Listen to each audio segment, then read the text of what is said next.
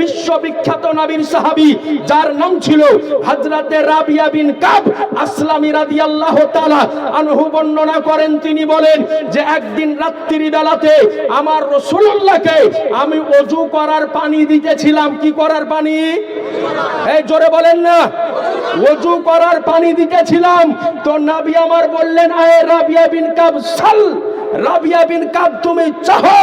মুসামুল কাবিল লিতাবারানির মধ্যে এসেছে, এ রাবিয়া বিন কাব সাল্লি ফাআতাইতুকা, বলে ও রাবিয়া বিন কাব তুমি আমার নিকটে চাহো, এই নির্জন রাত্রি কালে তুমি আমার কাছে যেটা চাইবে আমি নবী মুস্তাফা ওটাই তোমাকে দিয়ে দিব। একটু জোরে বলতে হবে সুবহানাল্লাহ। এ আজিজান মুহতারাম, নির্জন রাত্রি কাল ছিল, এই কথা নবী বললেন না ও রাবিয়া বিন কাব তুমি আল্লাহর নিকটে চাও, বরং নবী মুস্তাফা বললেন তুমি আমার কাছে চাও, আর আজ রাত্রি বেলাতে তুমি যেটা চাইবে ওটাই তোমাকে প্রদান করে দিব।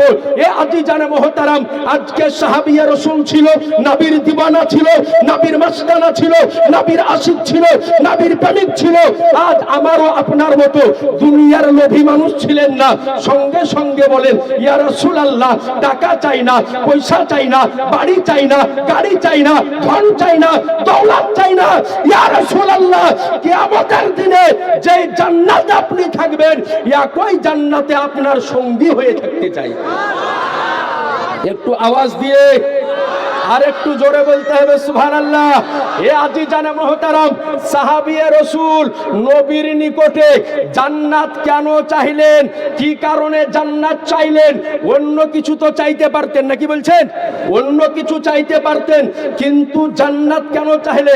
ধরুন যে দেখেন আজকে আমাদের এই স্টেজে প্রধান বক্তা হয়ে সুদূর ওপার বাংলা বাংলাদেশ থেকে বিশিষ্ট ইসলামিক চিন্তাবিদ, লেখক ও গবেষক মুফতি আলাউদ্দিন জাহাদি মাদ্দাজিল্লাহ আলী এসেছেন। হয়তো এই জালসার আয়োজনকে দেখার পরে উনি যদি কমিটির মধ্যে কোনো একটা ছেলেকে ডাকার পরে বলে যে ভাই তোমরা এত সুন্দর করে জালসার ব্যবস্থা করেছো, আমি আনন্দিত হয়েছি, আমি খুশি হয়েছি, তুমি আমার কাছে কি চাইবে তাই চাও। যদি এই কমিটির ছেলেটা মুফতি আলাউদ্দিন জাহাদিকে বলে হুজুর আপনি তো যা ইচ্ছা তাই চাইতে বললেন, তো আপনি বাংলাদেশ থেকে এসেছেন, বিভিন্ন দেশে সফর করেন, বিভিন্ন জায়গাতে যান, কোরআন ও হাদিসের এত বড় গবেষক, তো হুজুর আপনি যখন বাংলাদেশ থেকে এসেছেন তো আমাকে আমাদের দেশের ভারতের প্রধানমন্ত্রী বানিয়ে দেন। এই কথা যদি বলে তো উনি পারবেন প্রধানমন্ত্রী বানাতে? বলবে যে এটি আমার দ্বারাই সম্ভব নয়। তো যদি বলা যায় হুজুর প্রধানমন্ত্রী না বানাতে পারবেন, কমপক্ষে রাজ্যের মুখ্যমন্ত্রী বানিয়ে দেন।